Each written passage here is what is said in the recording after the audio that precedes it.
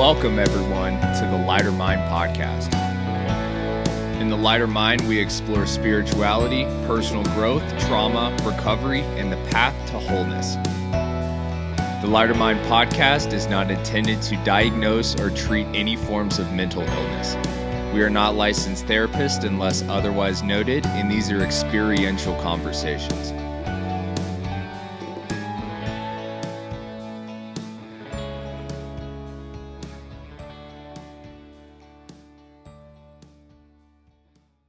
Hello, and welcome back to another episode of the Lighter Mind podcast. Alan has something that he wanted to talk about today. All right, so we've been talking a lot. I don't know. There's a couple of thoughts that we all have in our minds today, and I wanted to throw it over to you guys because you guys have something that you've been talking a lot about lately, and it's something that I've actually been thinking about too. So Alan, I'm going to pass it over to you real quick and let's get into it. All right. So, Crow and I've been sending him some stuff about, how people in recovery and people in general, sometimes whatever the health issue is, you identify, your personality as your, diagnosis. So we kind of were kicking around the idea of tying that into the hero's journey and how maybe those people that identify like I've got ADD, or that's who I am. Haven't answered that hero's journey call kind of, and haven't maybe gone through the pain and the darkness that it takes.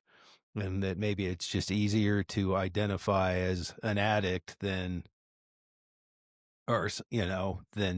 take the journey. So does that, Yeah, I like that. So Crow, you had something. I know you have something on the top of your mind right now that you were just sharing before we started. You were saying something. I had a lot on my mind, but we'll see if we can bring some of these thoughts together today. But I was coming in totally with the hero's journey on my mind. And the way that Alan brought that topic in, that is a part of it. That is a part of it. Should we just go quickly through the hero's journey for anybody that's maybe not real familiar with it? You're more familiar with it than you think, really. But if we broke it down into three component parts, you have the first one being separation. The hero's in his ordinary world, just doing his ordinary thing, living pretty much primarily in an exterior way. And this is what we find in all of us when we're in our younger formative years. We're growing up, we're leaving the house, maybe mom and dad's house. We grow up, we start building a world and a life outside of us.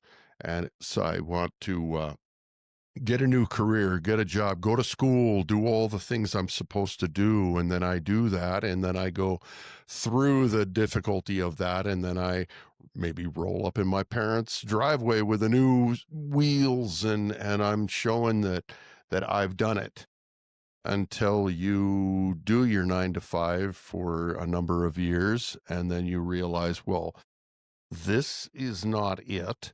And there's got to be more. And pretty soon our hero wakes up to a new reality and is ready to go into the adventure again. The second phase after that separation, well, let me begin with there's a call. There's a call. There's always a calling in all of us, whether we're teenagers and we, like Alan and I, in our case, we had a call. We wanted to be in a band. So we formed a band back in the day, and we want to start building a life around that and a future and a career. Well, then life hits and you go into the second phase, which is the initiation.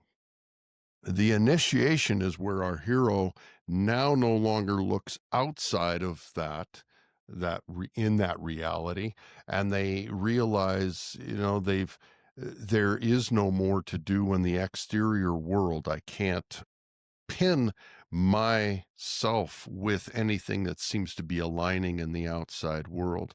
The hero then has to go into the initiation phase. The initiation phase is more of an inward looking journey now. Carl Jung, the great Swiss psychologist, said, who looks outside dreams, who looks inside awakes. And this is what the hero now encounters in the second phase of typically of life, definitely midlife crisis. This is what hits us. And it's in the response to that. But we have to go on an inward looking journey to find ourselves in a deep, meaningful way, because really what it is too is we're looking for deeper meaning, and it's not the meaning that I was finding in the outside world. Classic case, a movie of this is, well, every single movie that's ever been made is got the hero's journey in it. You can't have a movie line without that. You take Matrix, Neo waking up, what does he wake up to? He wakes up to the life outside that he thought was real is not real, not aligning with his beliefs, his values, his goals, his desires. And he's challenged with going inward. And there's a number of steps inside that initiation that become really challenging. First, there's a sacrifice. There has to be a sacrifice. Something has to die so that something can live.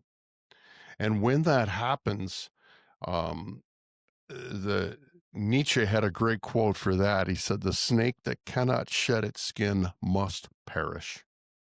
And no death, no life. We find this in every religious tradition as well.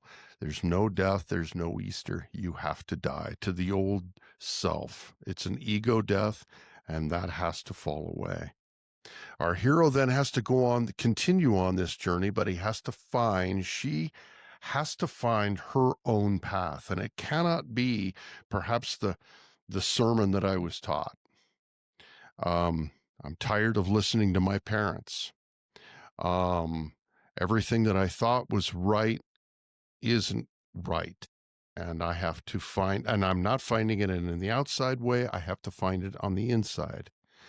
And we have to there's a reckoning that has to be there. There's a reconciliation that we have to undergo with aligning who we are and bringing the inside to the outside, not the other way around.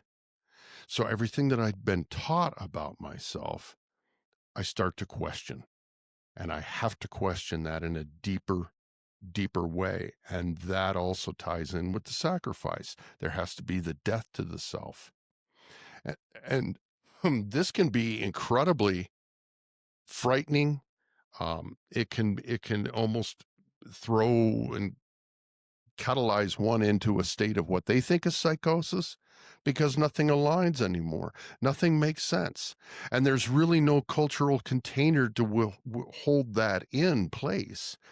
In today's world, they would just call you nuts. You don't fit in. You don't prescribe to crowds anymore, perhaps. This is where a hero drifts, goes off by themselves to find themselves. This is initiation.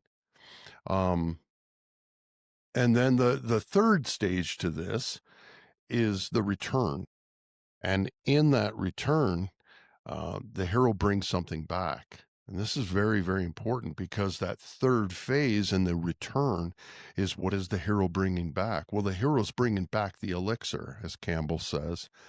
It's the Holy Grail. It's the truth, their truth this time, that they bring to the world, not the world bringing the world's truth to them. So they're bringing their real, authentic self back to serve the village, to serve the community, to enlighten others, to help others, to bring forth this information. And really what it becomes is you're living life a new way, almost like an artist. that paints their own canvas with their own colors. And that is the beautiful thing. And that's the beautiful essence of the hero's journey, fully lived, fully embodied. Um, but you can't, you just cannot stop somewhere in between and have one foot in one reality and one foot in another reality where you are still questioning. And there's always going to be the questions. I take that back. There's always going to be questions. Am I right? Was this right? There's always going to be doubt about that journey. Even in the return, there's still going to be doubts. We live those day to day. But that is the essence of the hero's journey, it's not what happened to me, it's what did I do with it that made me bigger, better, and so that I could live my life like an artist. And that primarily is the hero's journey. And it's it's the reclamation, as Carl Jung put it beautifully. It's the process of individuation. It's merging the outside or the inside with the outside, and it's the person becoming whole, and that's the hero's journey.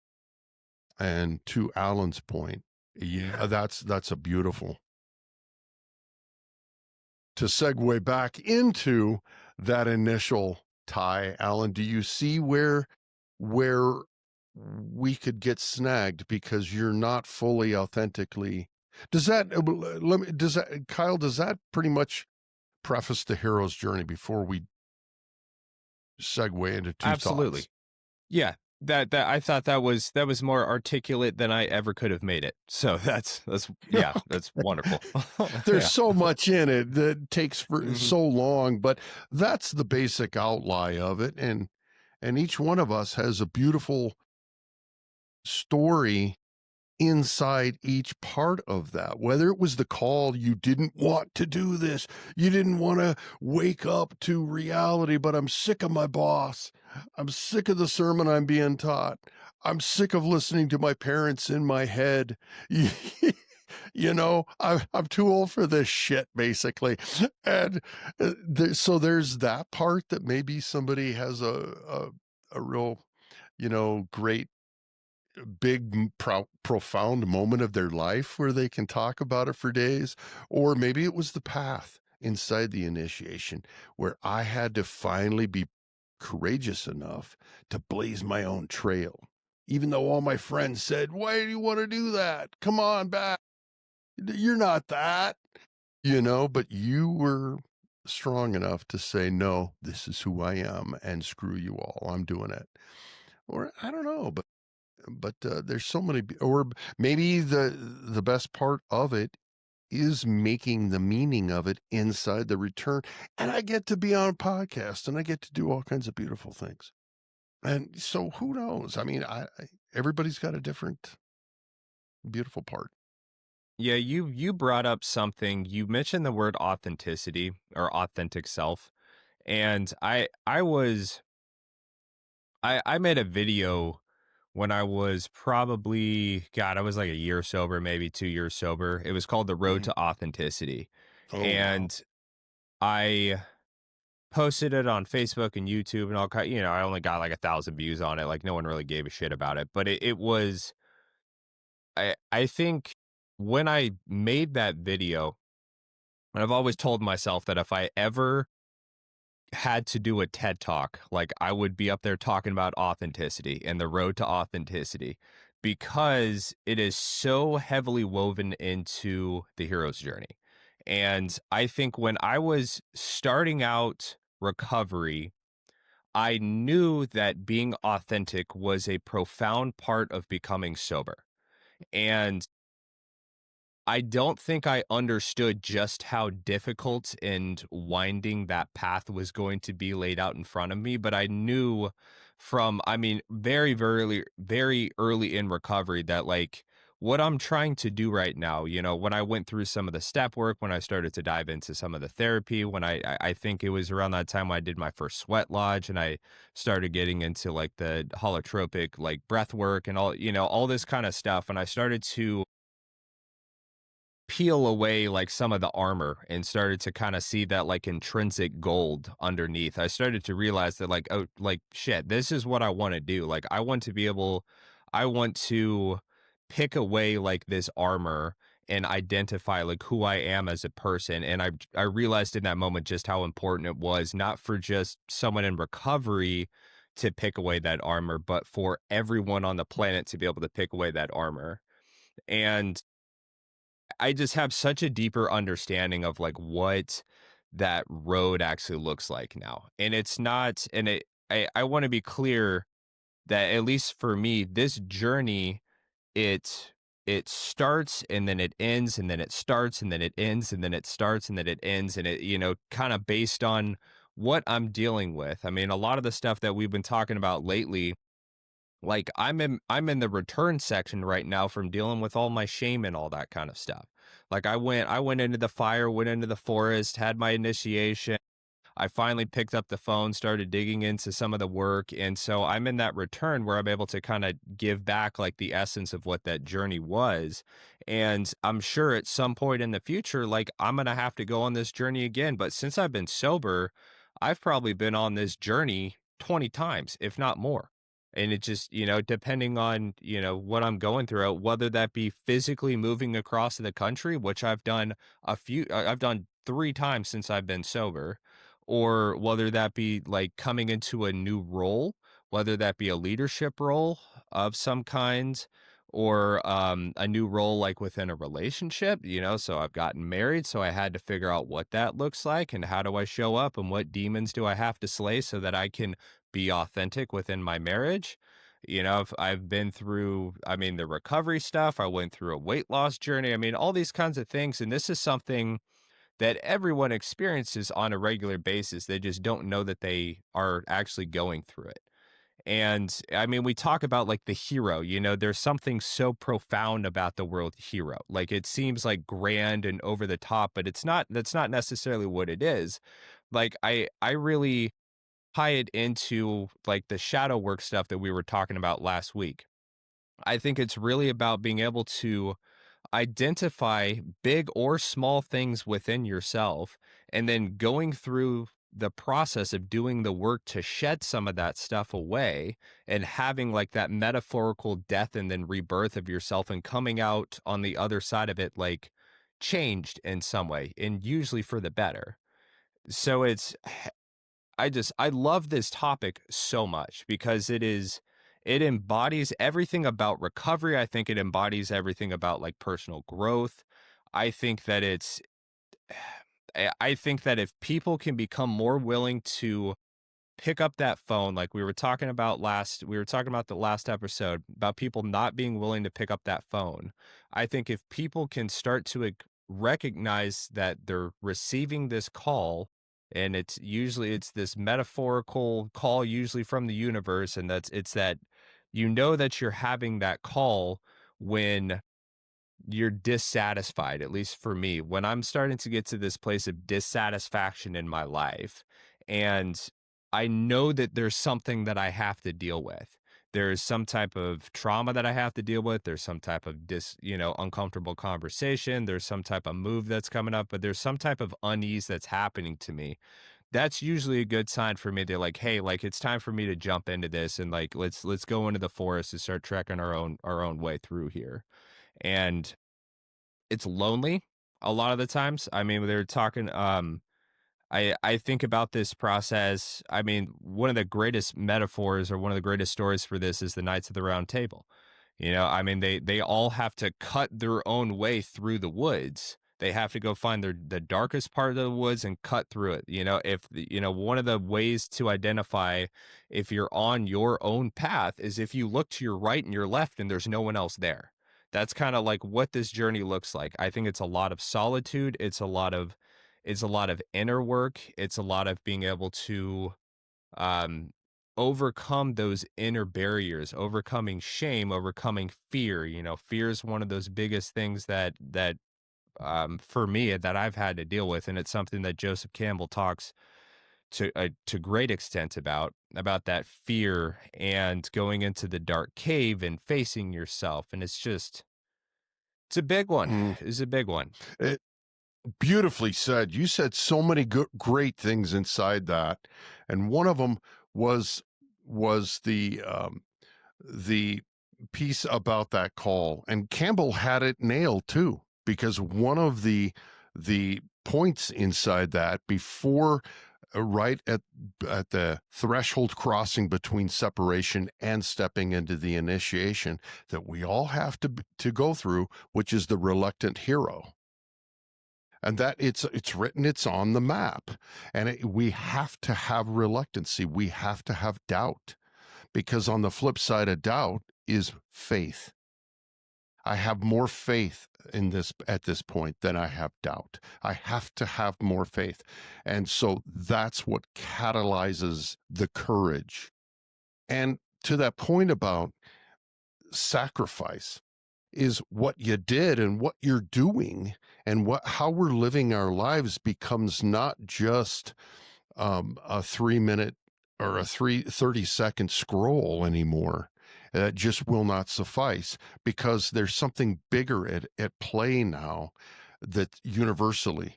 And what that is I am on the road I'm sacrificing every moment for a better version of me down the road. And I can visualize that. Again, like an artist, I can visualize me in the future, but I'm not there yet. And I have to make sacrifices now in order to get there, so that I can help others. So, and there's meaning tied to that now.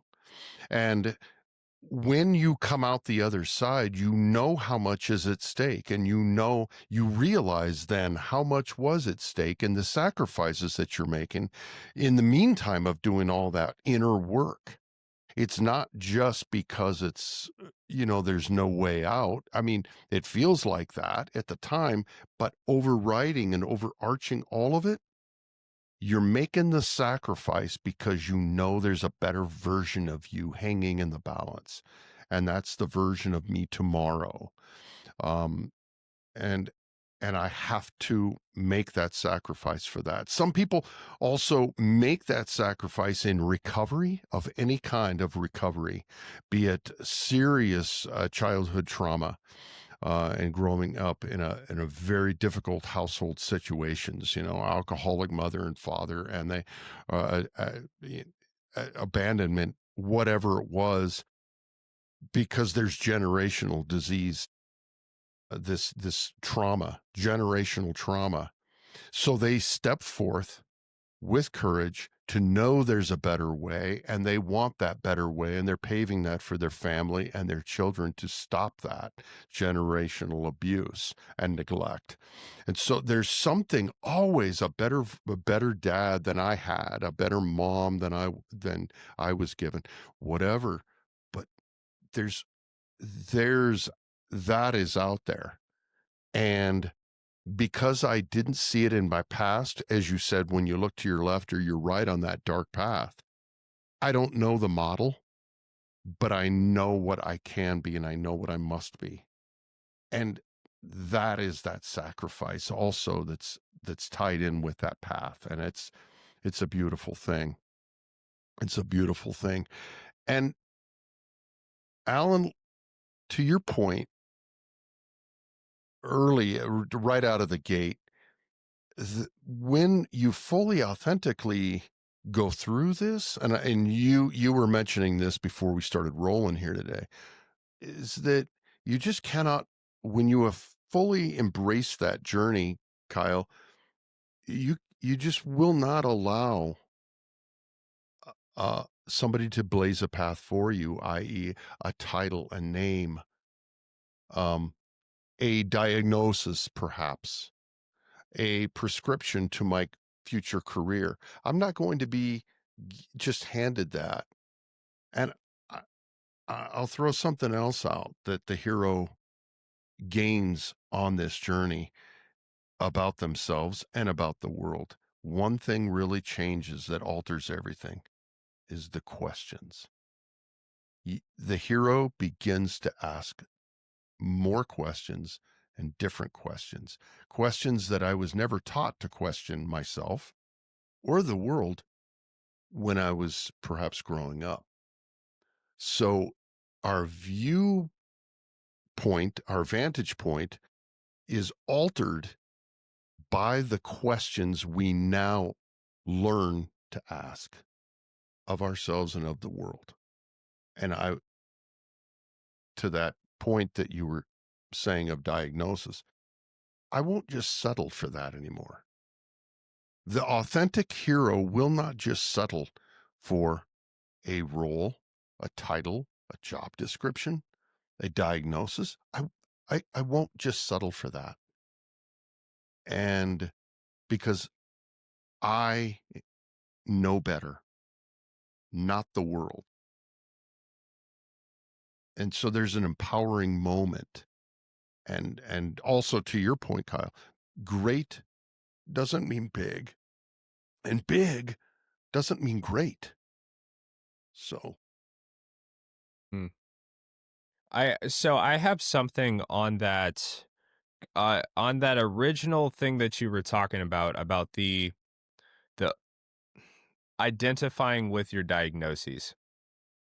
This is something, and I could be 100% wrong. I tell people not to over identify with their diagnosis. And I tell people in recovery in particular not to over identify with their addiction.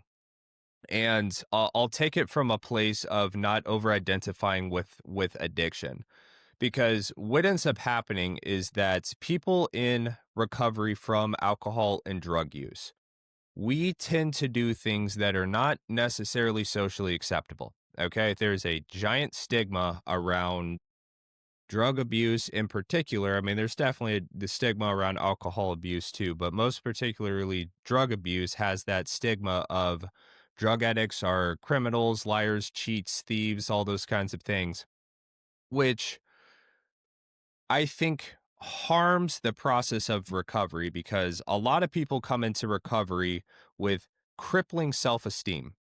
If they come into recovery with a diminished sense of self, a lot of shame, a lot of trauma, and I think that when we begin to over identify with any type of label that is put onto us, for one, I think it puts us in a box that could be hard to get out of, because then, like you were saying, Crow, it's hard to ask yourselves the right questions, or any questions at all. Because if you're in a box, like it's like, oh, I already have the answer. I don't have to ask any questions.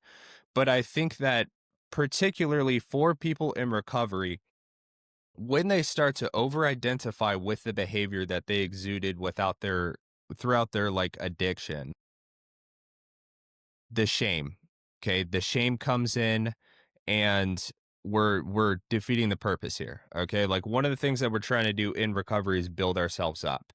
And when we over identify with our past, not to say that like we should not have accountability for our past, because we absolutely need that. That's one of the biggest things in recovery is we need to be responsible. We need to take accountability for a gigantic shit pile that we've created. We need to clean up our side of the street, and we need to make the amends that we have to do, change the behavior, move on with our life.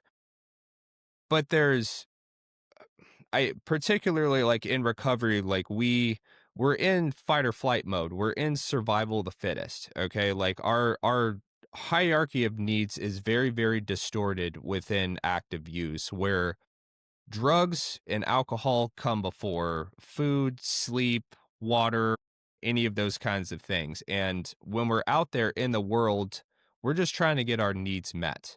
Okay. And so that doesn't mean that people in recovery are intrinsically bad people. Okay. But when we start to identify that, like, oh, like, I'm identifying as a criminal because I've done criminal things in the past. It's like, well, are you fucking breaking into houses today? Are you going to break in one tomorrow? It's like, no. It's like, okay. So, like, you're amending what your behavior is and you're moving forward. So that's what I have on like the addiction thing with when it comes to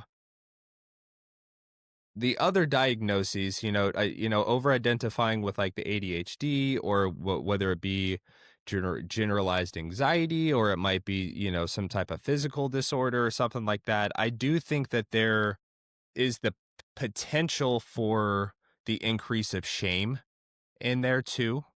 And but I really think with that, I think Crow, you kind of hit it on the head there. I think that we stop asking questions. We stop asking questions and we just like kind of conform to like this is the way that this is who I am. It's like, well, no, that might be one aspect of who you are, but just because like you were diagnosed with A, B, and C diagnoses, that doesn't mean that like that's who you are as a person, because there are a lot of other factors that like come into play when we look at a person. So Right. I don't know. And what I realized too is thank God for my addiction, because I didn't realize that my addiction to alcohol was a symptom of a much greater problem. So all of the shame and the guilt that was buried deep inside me, I realized in my recovery from alcohol that the alcohol was just there to mask that. That was inherent from my childhood. That was inherent from me growing up. That was the conditions that I had to uncover that I didn't realize were deeper. So I can't blame that on alcohol and I can't blame that on my addiction. Those were there.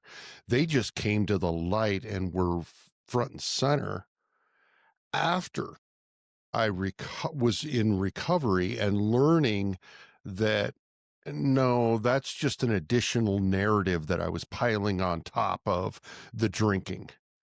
So really, I was missing half the story. I was telling myself a half truth by coming into the recovery phase, whatever that is, a recovery center, a group of any kind.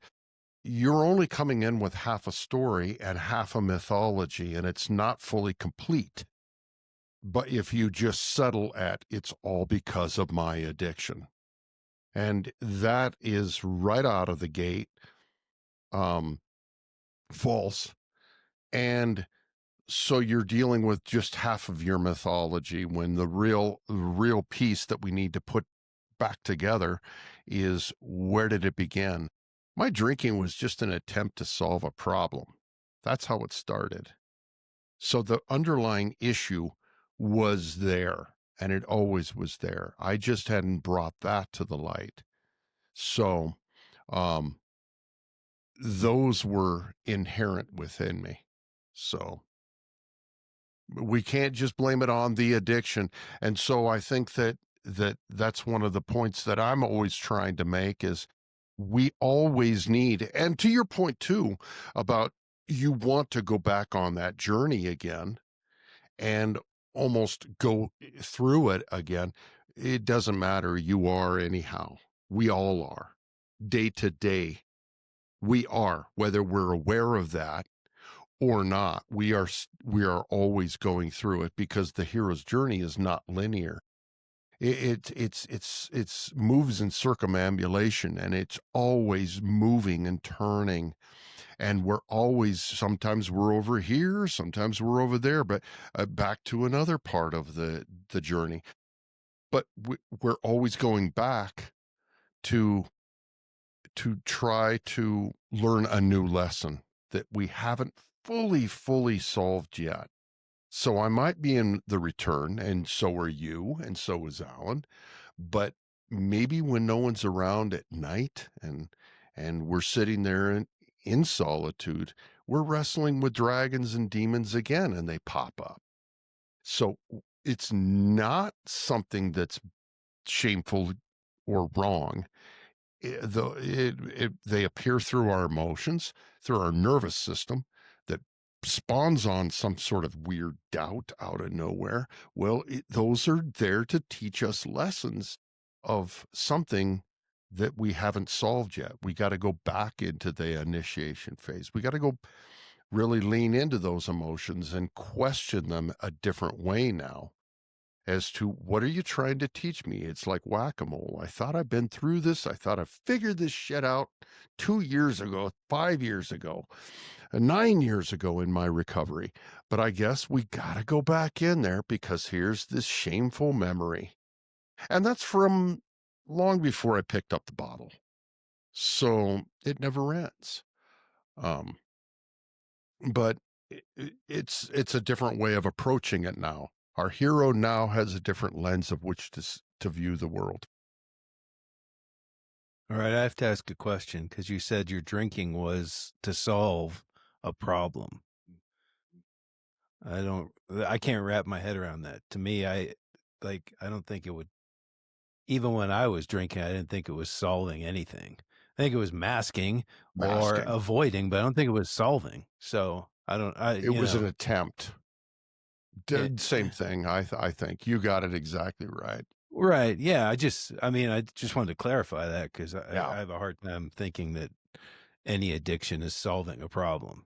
No, it's an attempt to. But I remember you in your early years of drinking, and that was before I even picked up the bottle, Alan. and yeah, you were a hellion. You were a Right, but hellion, and you were a wild man, and I could see that you, in hindsight, you were just expressing a very angry side to yeah, you. absolutely. But I never thought of it as this is solving a problem. It was I'm putting on a mask, Yeah. or I'm going to have maybe it's solving a problem in the way that you can blame the alcohol and not yourself when you do bad things. So Yep. to me, I don't ever think any kind of addiction is solving anything. It's Nope. right. But you're So, describing so your youth. right. Yeah. No, absolutely. I mean, I know I was total shithead, but I never thought that, well, this getting wasted and being a freaking total lunatic is solving anything. I just knew that it was a way to protect myself. Right. Good point. From myself more than anything, but other people. And it also was a way to separate people from, that couldn't take it, like, you make this circle of, like our bandmate was part of that whole little, two of them were part of this little group of people that did some really screwed up stuff. And it was like, yeah, you aren't making the grade because we're out of control and we are going to do this. And if people don't like it, too bad. And who cares who gets hurt and who cares what happens? Harden up. And I love telling people to harden up because people do need to harden up, but not to what I put them through, every night I lay in bed and I think of, I ask for forgiveness from all the people I hurt. And, I remember once one of my dogs I hit and it's been 25 years. And I didn't mean to, I just was drunk and she did something. And now every night I go to bed and say, man, I know you're up there in dog heaven. I hope you've forgiven me for that time because, but I just think that saying that any kind of addiction is a solution to anything is kind of, not a good way to phrase it. So that's why I was just kind of when you said your drinking was a solution, and I'm like, it's not No. it's a diversion, maybe. Right. No. So anyhow, that's and I think I was looking at this little wheel. Well, I was number one thinking of a thought about the Buddha, where he says we become our thoughts. So and Marcus Aurelius has said the same thing, and whatever. So. I think sometimes when you're like, I'm an addict, and this is sometimes I know that in step programs, you have to stand up and say, I'm an addict. Well, to me, I'm like, well, yeah, that's kind of I mean, I get the theory behind it, but I'm like, that's like saying I'm a disgusting fat body. If you keep saying that to yourself, you're just going to stay one. And I know, because right now I am one. So, so I think that the issue is when you just say, I am this and I am that, I'm an addict. Well, you're really, and I think you're kind of perpetuating that behavior. Yeah. Yeah, So, that's what there's a lot of controversy. Not controversy, but there's two sides to looking at that introduction in a 12-step recovery meeting. And I have to agree. I'm very careful with the I am statement as well. But no, it was I know that my drinking was an attempt to solve a problem, a deeper problem that I didn't know at the time. But so it was an attempt. Again, I'll say that it was an attempt. And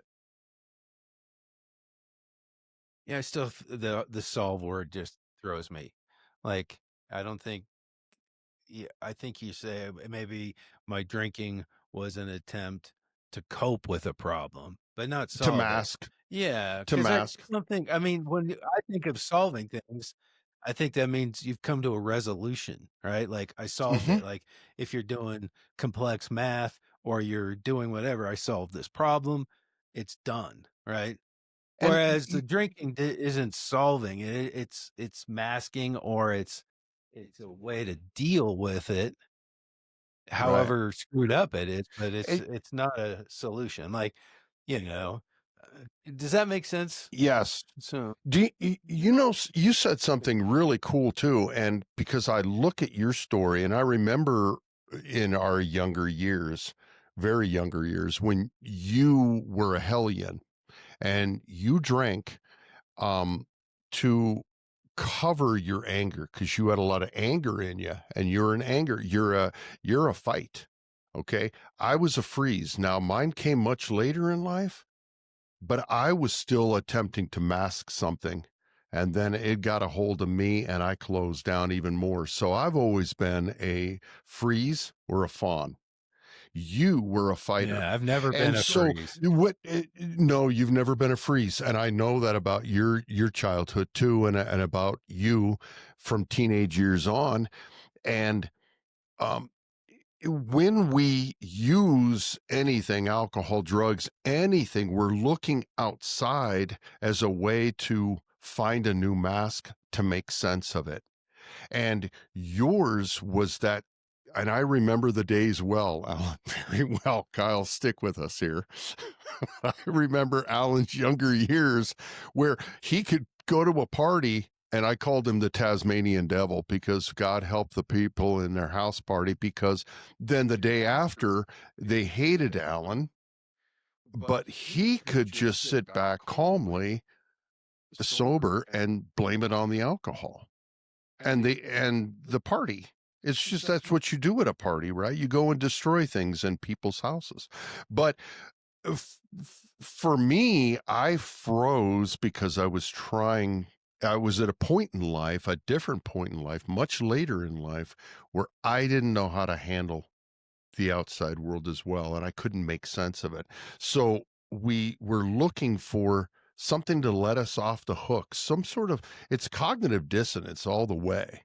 I'm looking for something, a mask to wear that makes sense of who I am, and I can't find it. Yours, alcohol was very useful in your early years of pinning your rage and anger on a hat somewhere outside of me. So it is this cognitive dissonance where we're placing what's happening outside of me so that I don't have to deal with it. Mine came much later in life, and it was marital, and it was where I was physically and, in the country at the time, very isolated, very alone, with a family, and it's like, what do I do? What do I do? And who am I?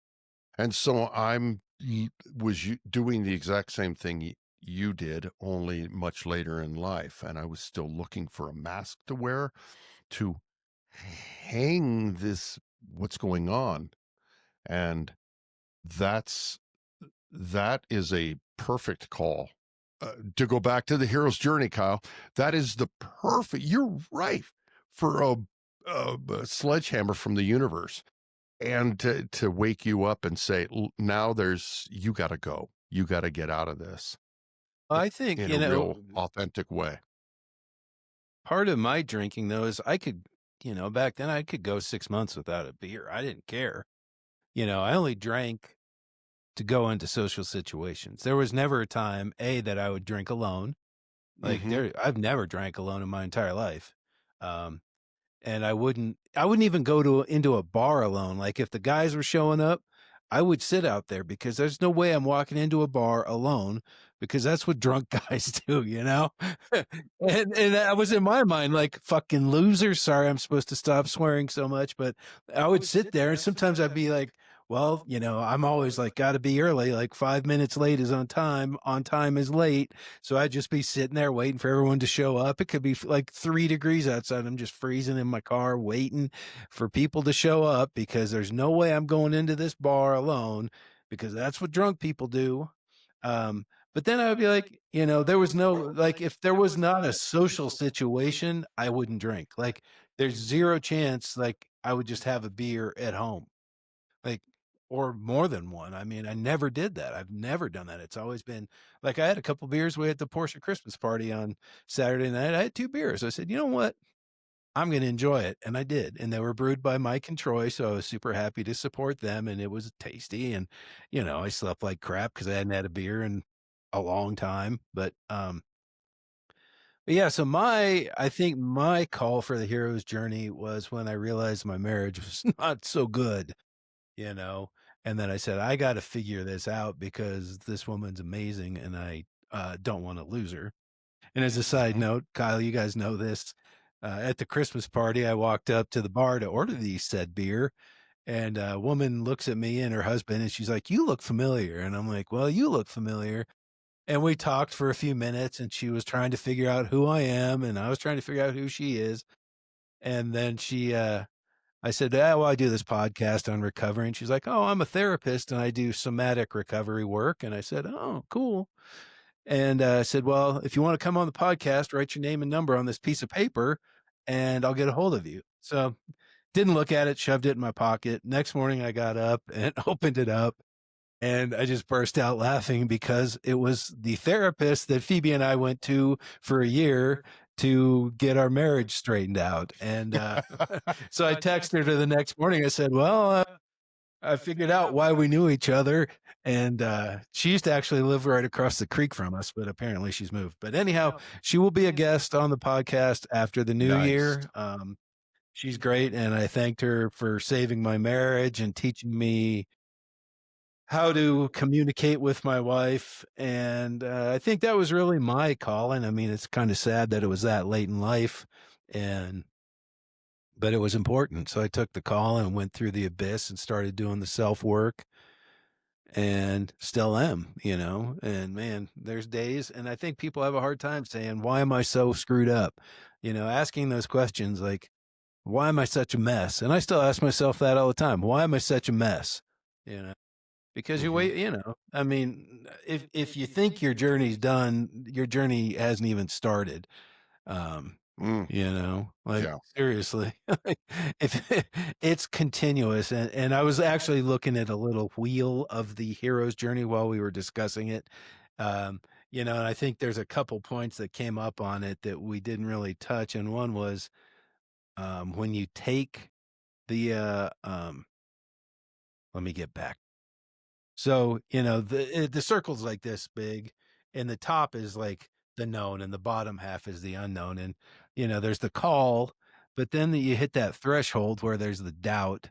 But, I think something that comes into that is there's the helper and the mentor kind of thing, which, I think is pretty key to that journey. Like, I think if you try to do the journey without someone, and it doesn't have to be a person. It could be, for me, it was stoicism helped a lot. And, doing that Maston Kit book helped a lot. And then, he talks about before you hit the abyss, you got the challenges and temptations, which I think a lot of people do answer the call and then get off the path. Like, well, yeah, I got this call to sober up, but and you went through it, when you Mm, got the call, you fell off the wagon a yep. couple times, and I think that's the temptation. Like, well, I've answered this call and I know I need to sober up and I know I need to stop doing this. And we've talked about this before. It's easy, right? This is much easier than looking into myself and actually going into the belly of the whale. Like, Yep. shit, I'm just gonna go get a 12 pack and chill on the couch. Way easier than saying, okay, I got to do a really lot of hard work on healing, right? Yeah. Yeah. So, Yeah. Very good point is the mentors and friends. That's a beautiful point. I'm glad you brought that one up because you look at half the movies, this is why in Star Wars the hero or the mentors are just as famous as the heroes, and there's a reason for that. Obi-Wan at that time to help him work in an outward way, and then Yoda to go the final destination inward, the forces within you, I mean, it's all there. And we need mentors, many mentors in certain quadrants. They talked about this in AA too. You got to have a series of closed mouth friends, one that are great in your finances, another one that are great in your marital problems, another one that are great in your physical and the physiology. I mean, what are you doing to your body while you're trying to do all this, So, and other mentors that are spiritual. Um, so we need mentors. You cannot do it alone. But also to your point too, is you just need to get going. Martin Luther King, right? I mean, you don't need to see the top of the staircase to just take the first step. There's the faith. It's just I don't know what I'm doing, and that's where mentors and friends and allies come in to say, I got you. I got you. Yeah, we can see it in you. You can't see it in you, but we can see your potential. So lean on us until you are strong enough, maybe tomorrow, not today, but tomorrow, until you can get your sea legs back going, and I mean, you know, um, well, and we talked about that one of the early podcasts, and it may have been when we first talked about the hero's journey. Is when you're on the path, just lay down because someone's going to come along and pick you up, right? yeah, So, yeah, definitely, Alan. Days feel like that, and I used to say that to you is like, I don't know what I'm doing, and I don't know where God is. uh, because I think he just totally left me alone here. But I'm gonna just lay in the path so that he's gonna have to trip on me and pick me up at some point. But I'm not going to. Some days feel like that, and it's just like, well, then just rest. You're in a season of rest, and you're not in a season of doing and accomplishing and goal setting and yada yada. You're in a season where you just need to rest and really go into that and sit what we call sitting in the suck. I mean, you got to learn. That's an important component part to it. But they're in that, in the process of doing that and learning to sit in the suck and realizing that's all it is and it can't kill me. It just hurts today. Today sucks. At least what you're doing is allowing your nervous system to catch up, and it's catching you up and it's getting prepared and the underpinnings of a new upgrade. So this is important. Um, for Mm. it's an important part of it, and that's where most people, as you said too, they'll bail. They'll turn right around and say no, no, it's too unfamiliar, and they give in and go turn back. well, and it has that pain component, right? So the suck is pain, Hmm. and people don't want pain. I think that's why most people become addicted to things is to kill the pain, Right. right? So, like well, this kills the pain. And you're telling him, well, you're going to have to sit with the pain and Yeah. sit in the abyss and the darkness Yes. and deal with all that. And, that's freaking hard.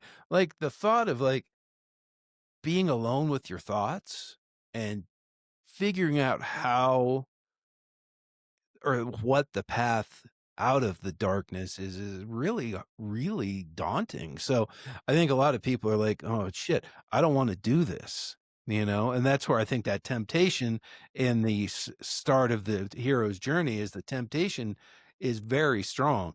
And I think Yeah. that's like, when Jesus goes out for the 40 days, you know and then Hmm. the devil shows up and like, hey, I mean, so it's all kind of the same metaphor. And, whatever your belief is, Campbell talks about that. Pretty Right. much every tradition has this kind of story. So I think to me, but I think, so we have this modern world though that really makes it harder, right? So you want your nervous system to reset, but you eat like shit, your body isn't recovering, you're not sleeping. You got LED lights in your house that they're finding, Huberman's talking about it finally, that they're as bad for people as asbestos was, so you got this weird blue flickering light that your brain can't, number one, it's not letting you make melatonin.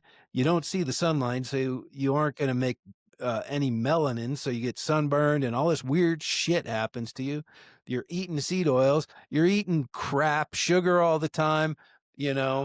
so you're trying to recover from addiction, but your body is still just struggling day to day to, you know, recover overnight, right? So you've got arrows coming from every direction, so, Yes. and that's when I think when we first started this podcast, I was always talking the holistic thing, like mind, body, spirit, Yeah. like you need to exercise. If you get out, even if you just get out and walk, and like the Japanese forest bathing thing where you get out in nature, brings your cortisol down.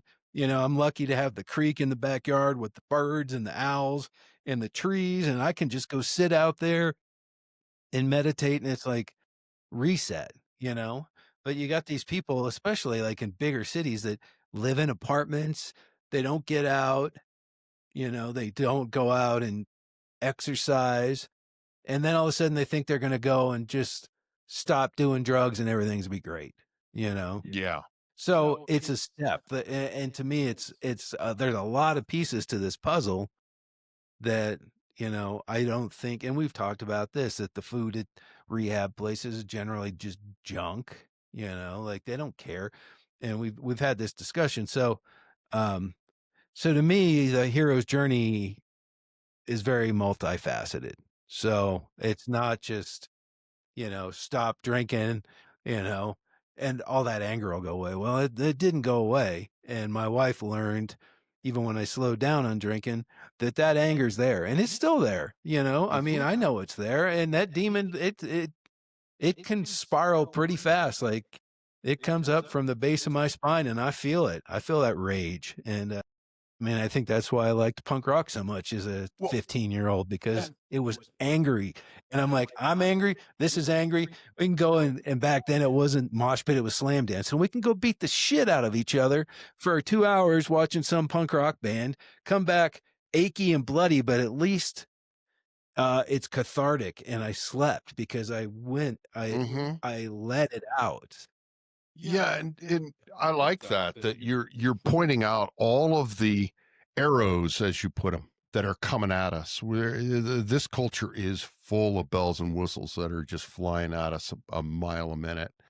And yeah, the metaphor of Jesus going into the desert, he didn't just encounter the devil; he encountered the devil in about 7 or 8 different forms. Which we know as the 8 passions, right? Pride, joy, lust, envy. It's all flying at him, and he had to overcome those. And metaphorically, that is what we have coming at us, and bottom up, this somatic piece, everything. And we're really, really challenged in today's world because it is pulling harder than ever. Um, in all these directions to pull you off of your course. And to that point of sitting in the suck, and also tying together what you were saying, what we were saying, Kyle, about the sacrifice, is that you have to hold that burning image of who you're going to become in this journey. And I don't know how I'm going to get there. You know, it's having the burning desire free of intent, right? It's holding that image. And Campbell has a great quote for that in this, which is, find a place where there's joy, and the joy will burn out the pain. And it may not burn it out, but it certainly will say, oh yeah, this is the reason why we're doing this. And I got to just hold that one thing in mind. And,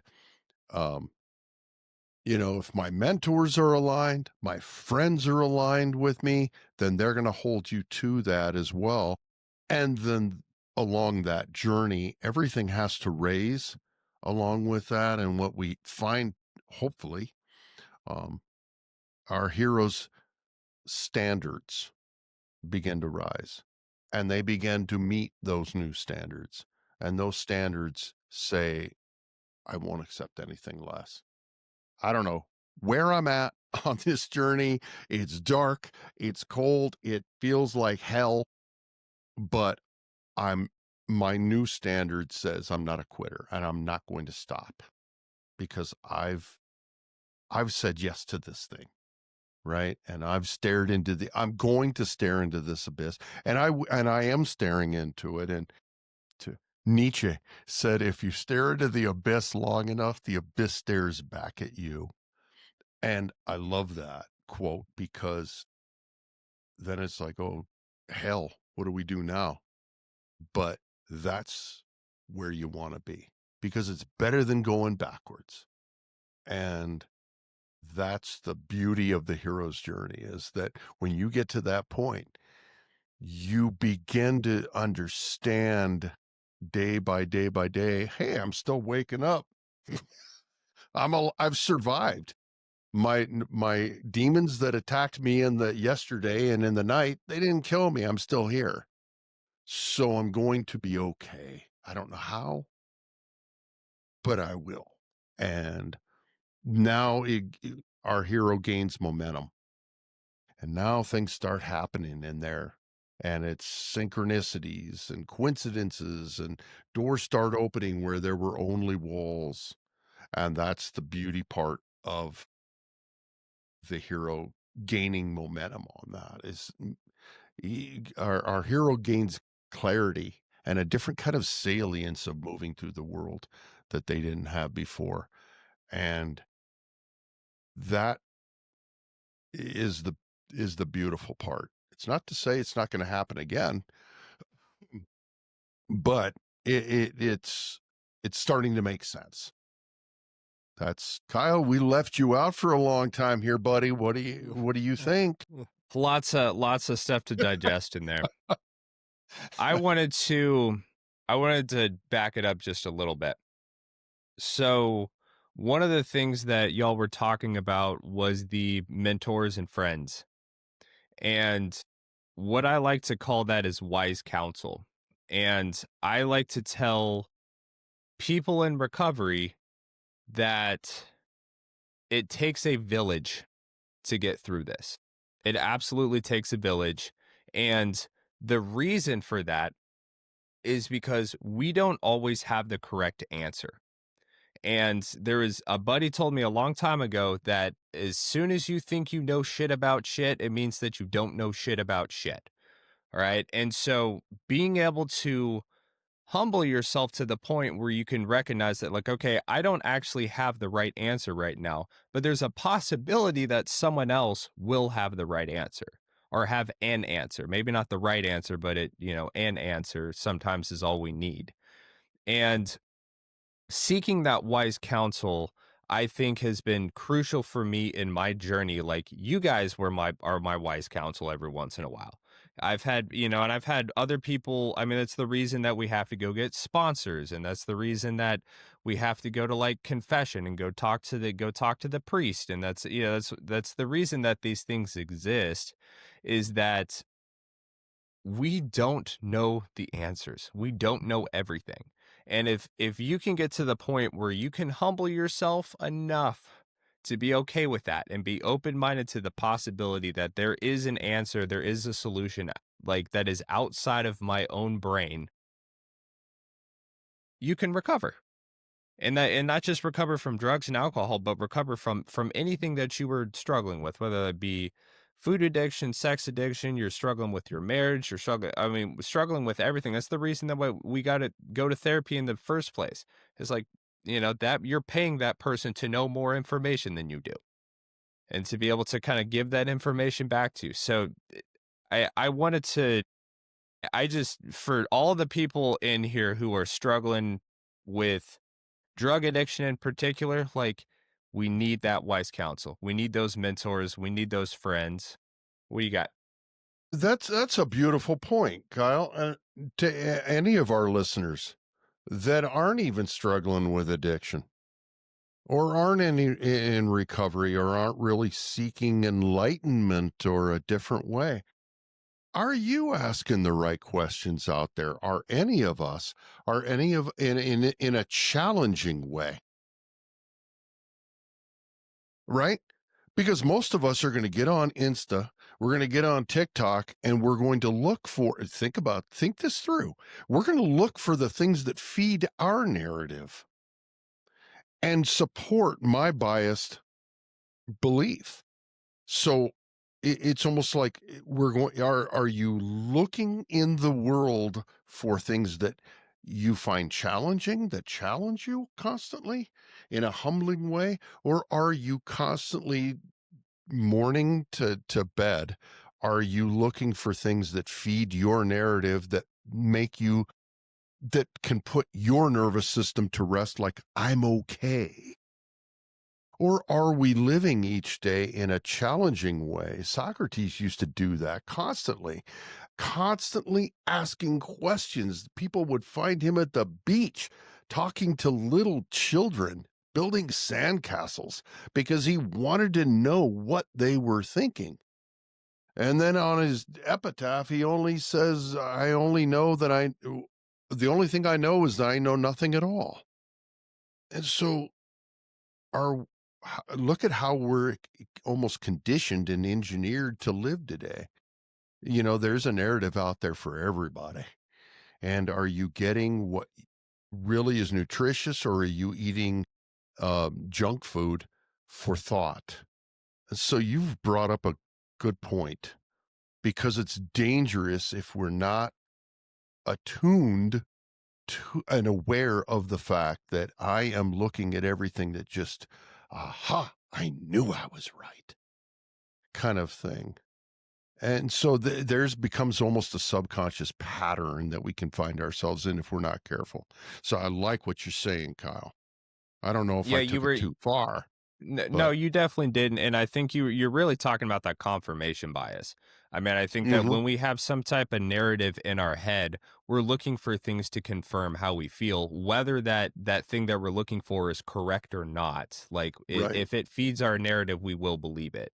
And so, if we are in some type of delusional thinking, which sometimes we get stuck in that place where, like, whether that be based on trauma or based on, we're in a trigger and we want something to confirm how we feel, even if it's wrong. But I think that we've talked a lot about asking the right questions, and I think asking the right question for me is just asking myself why am I doing this right now? Like, I asked a therapist a long time ago. I watched him psychoanalyze the hell out of me and come to one of the biggest conclusions about me that I wasn't able to figure out. And I asked him, how did you just do that? I want you to teach me how I can do that. How can I ask myself good questions? And he said, you just need to ask yourself why more. If you're feeling some kind of way, if you have some type of charged emotion in your body, if you're feeling um, restless, irritable, discontent, some kind of way, ask yourself the question, why? You get triggered by something. Why did this thing trigger me? Like, what triggered me, and then why is it triggering me? And if you go down that path a little bit, you dig, I call it digging. Like when we go to a therapist, what ends up happening is that we hand the shovel to the therapist and the therapist starts digging a hole. Okay. And they're like, all right, we're going to get to the bottom of this. But when we start asking ourselves the right questions, we take the shovel back and we're like, you know what? I'm going to dig my own hole and I'm going to get to the bottom of what's going on right now. And so I've been very good lately within the last few years of asking myself the question, why? Okay, I'm feeling anxious right now.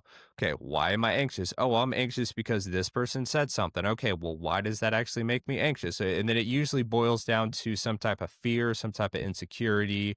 Maybe it's something, that person reminded me of something in the past, So okay, so this is a trauma trigger. But when I'm able to like diagnose that and psychoanalyze myself, like I get to this conclusion, and most of it comes down to this conclusion or this belief that I think that I'm not good enough or I'm not worthy, and somehow that has shown up in some type of fearful way, and that's I I don't know, but it's challenging to do that to yourself. But I try to teach people like if you can just question yourself a little bit, just pick at it.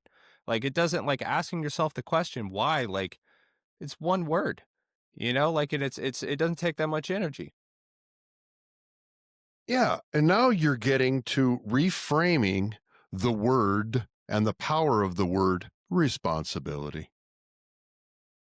which most people don't want to take. That's why a lot of people don't want to go on a hero's journey, because the one thing that you are going to come back with at the end of it, in the return, the elixir, is our hero returns with responsibility for themselves.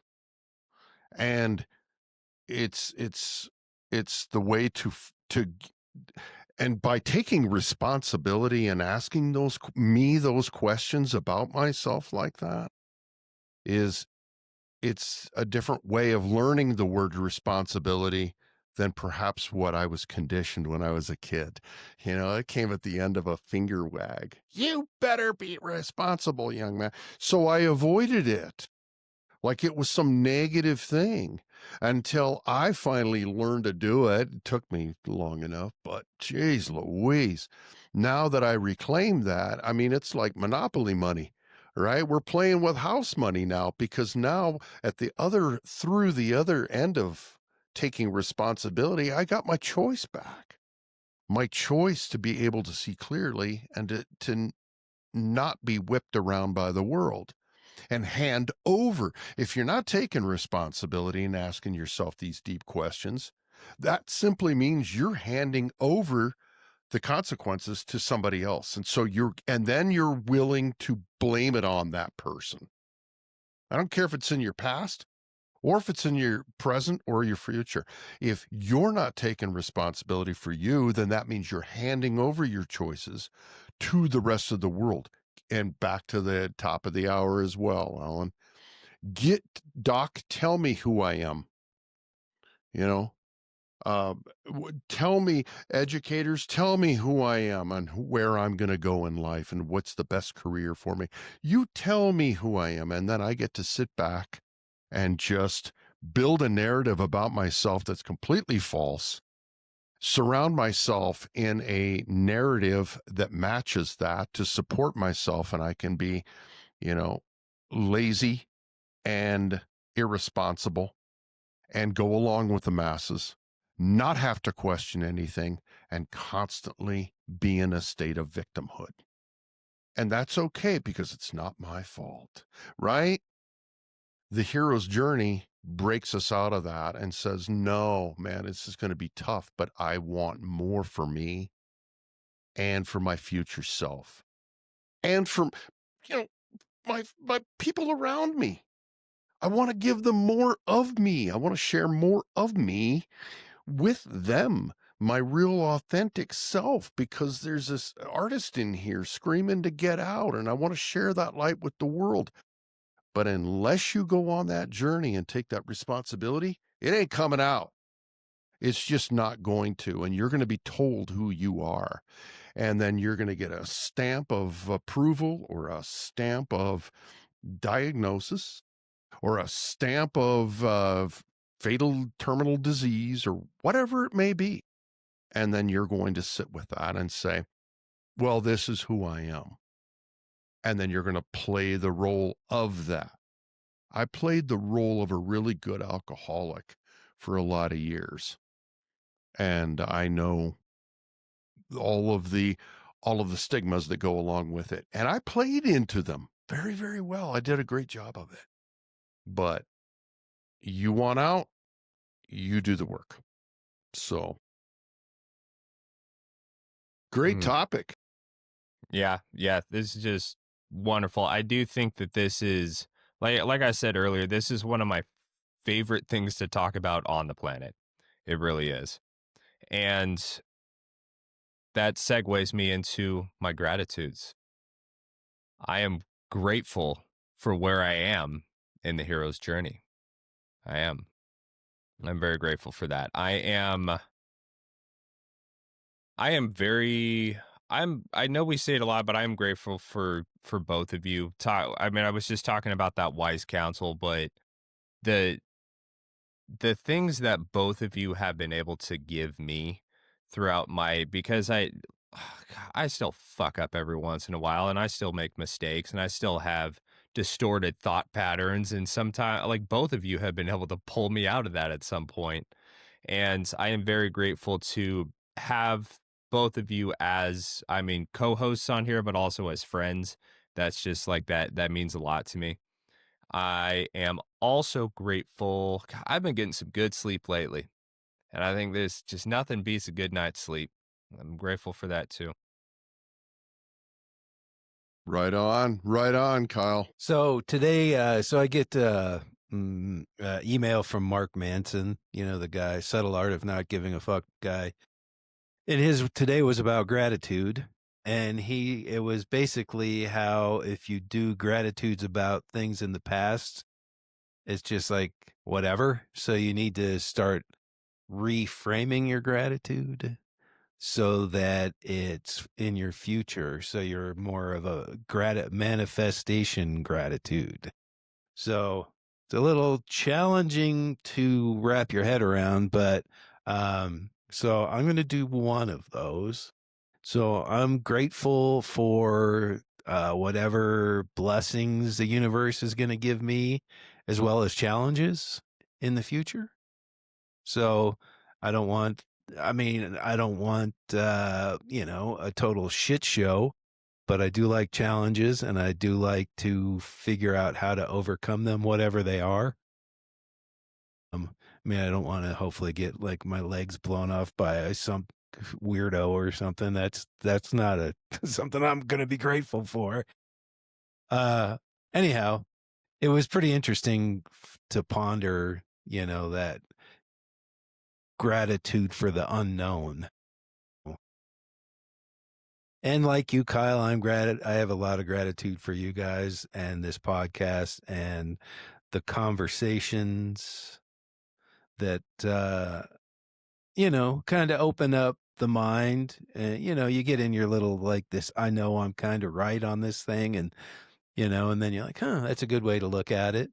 So, and I'm going to be grateful for the asking why, like it really does help. And I think we talked about this years ago. And I think I learned this before even before Crow moved back, that asking why to get to something, and it's 5 times is what the article I read 15 years ago, and I did it with those kids when we were working with them, and they'd be having a little meltdown. I'm like, why? Well, because this guy's a dick. Well, why do you think that? And it would always, by the 5th time, they would have kind of like, you could see their nervous system kind of like USA, because they finally got to the point where they kind of got to the root of whatever was causing it. It was just keep asking that why until you get to the actual problem, that they need to address. And it's hard with a 13-year-old brain that's already really screwed up. I mean, they're not in this program that we worked on because they were actualized or normal, normal. There were a lot of kids who were really cool, but there were a lot that really had some issues. So, but that to me, that asking why is something to be very grateful for, because it kind of gets you to the core of whatever you're wrestling with. So, yeah. So there's my 3-ish. Right on. I'm man, I'm always going to start with health, just because health is so key. I don't have any issues, and I just love that. And it's the way I choose to live my life. You're a big part of that, Alan. Which you and Kyle, man, I got to throw you guys in there always too because of this wise counsel. And Alan, you live not far from me, so I'm still running to Alan for every little problem I got. It's great. Just to know he's there is just awesome. Um, so I'm always, always grateful for that. I'm grateful for um, where I'm at on the hero's journey as well, Kyle, and not always happy, but I'm very fulfilled. I'm very, I feel a deep sense of meaning and purpose in it. And I get more and more of that each year that I get to do what I get to do. And it doesn't feel like a job. It feels like a total lifestyle. And working through that has uh, allowed me the ability to see myself and service in so many myriad of ways that I can't even describe of how much I've I've been able to grow just by serving others on that hero's journey. It's been tremendous, but always to reframe and come back each week on the lighter mind and run that sort of roundhouse conversation. Man, it's just great stuff. This is great all the way around. So I'm grateful for the entire thing, man. Thank you so much. And thank you to our listeners, man. Well, absolutely. Yeah. Thank you to everyone who's been tuning in and keeping up with us. And make sure that you're checking us out on YouTube, Spotify, Apple Podcasts. I've been trying to keep up with all that stuff and get through the best that I can right now. And Yeah, yeah, I mean, Kyle's been putting some lovely little clips on Instagram if people are on it. So you can see a couple old guys and a strapping young buck. So yeah, but make sure that you guys are liking and subscribing and all that shit that people on YouTube say. And yeah, tune into the next episode.